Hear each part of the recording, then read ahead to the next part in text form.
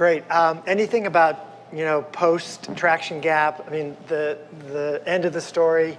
We talked about this. Anything else you would want to say about what happened that you haven't talked about? Well, boy, you get across the Traction Gap, and then you just get to the next phase. It is really quite. I mean, it's really quite shocking how. I mean, I think one of the things that was probably most, interesting to me, in some ways most surprising, was that as we started to come, through 600 and 800 and closing in on 1,000 employees and closing in on $250 million of revenue and stuff, the degree to which complexity just explodes, and complexity of a different sort, right? I mean, it was like, to me, the thing that was probably most stood out was going into 2014 with our business plan and the like, we could, by sheer force of will, hire all the sales reps we needed to get and make the numbers that we had promised to Wall Street as a public company.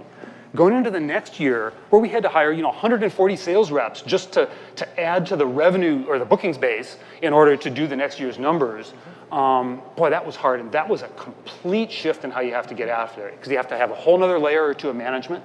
You have to go from it being an arts and crafts to a precision factory in terms of how you build sales reps, for example. And that, again, transition at that phase to dealing with issues of scale and complexity and layers of management and preserving culture and all those things. I mean, after we're done with Traction Gap, you and team, maybe we can do something about slaying complexity at the next tier. Yeah.